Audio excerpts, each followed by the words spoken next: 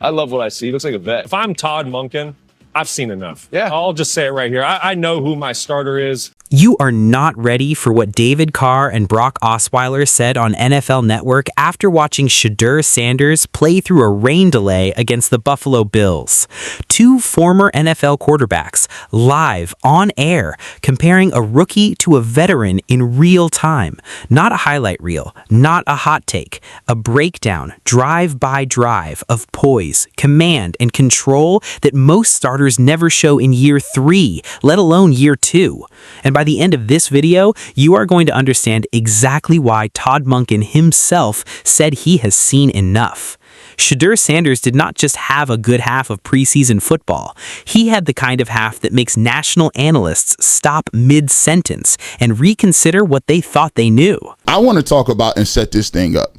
We talked about this a couple of weeks ago, and I want to say that we spoke, and Mom was on, we talked about the way football works.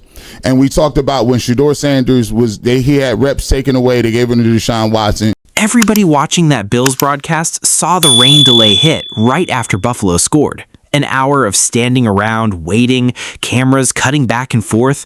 That is the kind of moment that rattles young quarterbacks. Shedeur came back out like nothing happened. First of all, when we were approaching the game, I was prayerful. Everything worked out according to God's will. And I was confident and I knew that he had the talent to go out there and display to the world who I am. He says he's legendary. So he was showing the world, I am he. I'm the one that came to be the QB1. And regardless of what the naysayers say, I am going to be true to myself. There is a difference between a quarterback who talks about confidence and a quarterback who plays with it. What people around this team kept describing was calm. Not hype, not forced energy. Calm. In the pocket, in the huddle, in the rain. Yeah, I wanted to see him process the game as if I'm the QB1 already. Going in there calm, collected, the demeanor, and processing everything and taking everything in, because I think a lot of stuff that's been going around the Browns, even when you're in a competition, you kind of can have the jitters. You come out wanting to do the most to try to win the competition. All he did in this game is come in calm. Like I told my dad, I said, this is as calm as I've ever seen him in the pocket. And it seemed like, even with the rain delay, I felt like that rain delay almost made him lock in even more and be able to go in and be comfortable in the pocket and be comfortable out in that game. So I think, honestly, he had, I'm not going to say the perfect game because obviously he threw a pick, but it was as good as it could be for him in this competition. And like I said, I think Coach Monkin, it's time to let the young dogs eat. It's time to let the young dogs eat. Shedeur, you got Fannin, you got Denzel Boston, you got Casey the Concepcion. Now here is where it gets real, because the people who actually have to trust a quarterback with their bodies are the offensive linemen in front of him. Not the media, not the fans in the stands, the 5 guys who are getting hit on every single snap and need to know the guy behind them is not panicking. Bryson broke down exactly what that means when a lineman says he wants to go to war for somebody. It is not about talent alone. It is about temperament under pressure. And that temperament was on full display the moment the rain stopped and the ball was live again. When your quarterback comes back from a delay and treats it like it never happened, that spreads through an entire offensive line. It changes how 5 grown men play the next series. That is not a stat you find in a box score. That is a locker room truth, and it lined up exactly with what 2 former NFL quarterbacks were about to say on national television about the exact same game. We gonna roll when you got a dude that you really rock with and understand what he is at quarterback. How does that elevate your play? Man, a lot, man. You want to play for somebody who's not just a quarterback, not just a guy with a polo on that's throwing the football. I want to play for a player. I want to play for somebody that's down with the smoke with us, because that's all we do. All we do is combat. I want to play for a guy who's willing to go to combat and go to war with us and got your back. Somebody that comes in there with calm confidence. You know what I'm saying? It was raining. We had the rain delay. A lot of people will be getting jitters, but like Dragonfly Jones, he come in there silence. Dragonfly Jones. You know what I'm saying? What a reference. You got to come in there like that. And as you've seen before on that one time where they called a holding, where he was getting juicy. He was getting juicy. Oh, yeah. They called a holding. He was doing his thing, which was hating, although he got head slapped. I don't understand how my man got head slapped. That's right. He got head slapped and nobody said something. And I seen the ref like, I ain't gonna even throw that. Hey, listen. And then called the holding on it. Yeah. Just hating. It's almost like, I don't like that. I'm gonna drop a dime on that. And then I don't he like came that. back. So let's get into the clip that actually blew this thing up. NFL Network. David Carr and Brock Osweiler, both former starting NFL quarterbacks, both guys who know exactly what it looks like when a young player is out of his depth versus when he is genuinely operating like a pro. This was not a highlight package. This was film-level analysis in real time off a preseason broadcast most people were not even watching closely. Carr opened by saying he loved it when a plan comes together. And from there, the praise did not slow down, getting through progressions, poise on fourth down, making veteran-level decisions instead of panicking and bailing out of the pocket. Osweiler went even further, pointing out that last year, even in preseason, Shedeur would sometimes chase the hero play instead of taking what the defense gave him. This time, he did not need to. He understood he did not have to force anything to prove himself. I love it when a plan comes together. Exactly what we talked about before the game. Continue to do what you've been doing, what you've shown us in training camp, leading up to this, preparing for this moment. Obviously, the rain didn't bother him at all. He went out there and started his first 8 for 8, I believe it was. We had the interception, but look, that was just a ball placement issue. It was a big penalty for 6 inches of a missed spot. But early in the game, I thought he was fantastic. Offensive line protected very well. I thought he got through his progressions really well. This is a fourth down play where he shows poise of a veteran player, really, to stand in there and get through your progression. Thought Todd did a great job mixing some screens, some easy completions for him, but they weren't all easy. I thought he did a great job just getting through, seeing what the defense was giving him, and then making great decisions. Another one in the red zone. Like, this isn't easy. This is a nice little schematic play you dial up. Wide open, you could say, but it's a great job getting there. I mean, a lot of quarterbacks panic, move out of the pocket, try and find something, but I thought he did a good job. Even moving forward again, this is what we saw last week, him moving forward in the pocket, even on a gain that goes for a yard. Like, I'm happy to see that because I think that last year, even in the preseason, he got caught into doing some kind of outlandish stuff, like move around, I got to make the hero play.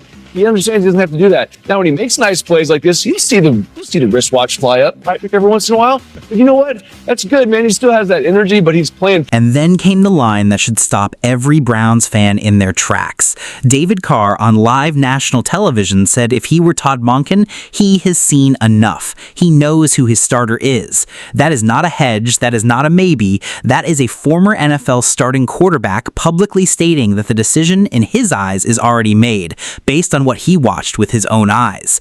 Carr followed it up talking about the operation itself being outstanding, referencing a hard count Shedeur used late in the first half to draw a penalty and shrink a 3rd and 13 into a 3rd and 8. That is quarterback IQ. That is not something you coach into a guy overnight. Then Carr hit the accuracy point directly, the one knock that followed Shedeur out of Colorado and into his rookie year, that he holds the ball too long. Carr watched the tape and said the ball was coming out with accuracy and on time. No forcing throws into coverage. Check it down, tuck and run, or find the open man. That is the exact profile of a quarterback teams trust to run an offense on Sundays. I love what I see. He looks like a vet. Yeah, all great points, David. And listen, if I'm Todd Monken, I've seen enough. Yeah. I'll just say it right here. I know who my starter is. Week 1, after that performance in the first half, I thought his command was outstanding. There's so much talk in the preseason with quarterbacks like this. What's the operation going to look like, right? You heard Joe Thomas say it on the call. Well, I thought the operation was outstanding. You know, late in that first half, there was a 2-minute drive. He gave a little hard count to make it 3rd and manageable. It was 3rd and 8 instead of 3rd and 13. I love that. Early on, when you talk about he's going 8 for 8, he was getting the football out of his hand. And that was one of his knocks coming out of Colorado. And even last year as a rookie, a lot of people say he holds on to the football. Osweiler was not done either. He talked about patience, poise, and a touchdown throw in the red zone that required Shedeur to anticipate a route developing before it actually opened up. That is timing you cannot fake. Then he said something that stuck with a lot of people watching. Under this much pressure, trying to win a starting job in front of the entire football world, it did not seem to faze him at all. Osweiler said he just saw a guy out there having fun playing ball and credited Todd Monken for putting him in a position to succeed. Two former starting NFL quarterbacks, unprompted, independently landing on the same conclusion: command, poise, fun. Those are not words analysts throw around for a guy who is overwhelmed by the moment. Those are the words you use for a guy who belongs. I saw some really great things there. There was some patience. There was poise. You talk about that touchdown pass. That's a developing play down there in the low red zone. Yep. And when you're under as much pressure as he is right now to go try to grab that starting quarterback position, it didn't seem to faze him. I just saw a guy out there having fun, playing ball, and you mentioned it. Back in the room, that praise did not come as a shock to the people who have been watching this up close every single day. The response was that this is exactly what they had been seeing in practice, day after day, and now the rest of the country was catching up. The word that kept coming back was maturity, not eagerness, not raw talent bursting out. Maturity, harnessed energy. A guy who used to want to hunt the 10-point buck on every single play and has now learned he does not need one every snap. Some drives call for a check down. Some drives call for patience. And then when the moment actually calls for the big shot, he takes it and he hits it. And Carr talking about it, two former NFL quarterbacks. Mom, I saw some of the same things that they were seeing every single day in practice, and why I went out there and made sure that I was documenting it. But the progression of his footwork, the way he's actually looking at the field, and the thing that I've always seen about Shedeur Sanders is he's a big game hunter, which meaning like he's going to hunt big plays. Sometimes about being about a quarterback is the ability to do that, but also doing other things so that you understand the down distance and getting your team in the right position.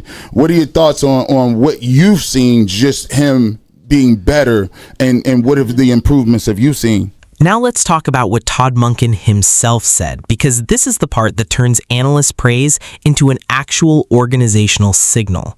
Monken is not just another voice reacting to a broadcast. He is the head coach making the actual decision. And when he got in front of the media, he did not hedge either. He talked about Shedeur playing with a certain amount of confidence, about him getting a lot better at getting the ball out, about a 3rd and 13 conversion where he held the ball just long enough to let a receiver clear coverage instead of panicking and throwing it away. That is a coach describing exactly the kind of decision-making you want from a starter, not a backup auditioning for reps. Well, let's talk about what Todd Monken said. We're going to go to clip 2 right here. It's Todd Monken talking about some of the things that he saw specifically from Shedeur Sanders in the game against the Buffalo Bills. Clip 2. There's a lot there to like. He plays with a certain amount of confidence. He has gotten a lot better at getting rid of the ball. Certainly he wants to make a play. And I'll give you an example, like the 3rd and 13 or 14 we converted, he holds on to the ball and lets the receiver clear. There's going to be other times where that sweet spot was going to check it down. But a great job of progressing, the red zone touchdown. Monken went further than just play-calling praise. He talked about compounded reps, about laying a foundation and showing up with focused energy every single day, and then watching the dividends show up in real time on the field. He specifically called out the footwork on play action, saying if Shedeur does not sell the fake properly, a crashing defensive end reads it instantly and hits him from behind. That is a technical, coach-level detail, not a surface-level compliment. And then Monken said the part that connects directly back to what Carr and Osweiler were seeing from the outside, understanding the moment, not treating the quarterback competition as a fight against Deshaun Watson, but as a personal challenge to level up to where he needs to be. That is the same poise, the same command, the same veteran-level approach that two former NFL starters picked up on from a broadcast booth hundreds of miles away. We talked about it, and I was out at practice, and the thing that I said was, it's not about you going against Deshaun Watson. It's about you leveling up where you need to be at and where you want to be at. And I think that what we're seeing a lot of is you're starting to see those compounded reps. You're starting to see that work. You're starting to see when you put that foundation down and you out there doing it every single day and you got a focused energy, what you can see is the dividends playing off in real time. There was one more piece of this that a lot of people missed, and it is worth mentioning because it shows exactly where that composure comes from. Before the game, cameras caught Shedeur off to the side talking with a young kid on the sideline, smiling, fully present, in a moment when most players in his position would be locked into their own head running through the pressure of a career-defining evaluation. That interaction reportedly meant something to him, playing for that kid, for that fan base, for the people who believe in him before the rest of the country catches up. That kind of grounding does not show up in a stat sheet, but it shows up in how a quarterback carries himself in the fourth quarter of a close preseason game with his job on the line. Now we still on script. We still on script. It's 3rd and 6 and 3rd and 7, right? And then also, the thing that I loved the most was understanding the moment. And what I mean by that is a lot of people last week, and we'll talk about how we transitioned into Deshaun Watson. When I went to camp on Thursday, the foregone conclusion was that Deshaun Watson, I remember coming home and talking to Rosie. She said, "What's your gut feeling?" I said, man, look, man, I done talked to some big name folks. I done talked to a lot of people. And the feeling on the ground is they're looking 85% Deshaun Watson. And she said, well, what you gonna do? I said, what you mean what I'm gonna do? I'm gonna come over here and tell what it is. I said, but the thing that I'm gonna tell first is understand that you never take it for granted. Never take your opportunity. You don't never know when you gonna get on that field and what you gonna do. And that connects directly to the checklist that got laid out afterward. Community presence, check. Presence in the pocket, check. Process of the game, check. Charisma, check. At that point, the only thing left was for the organization to actually make it official on paper, because by every account, on the field and off it, the job had already been checked off.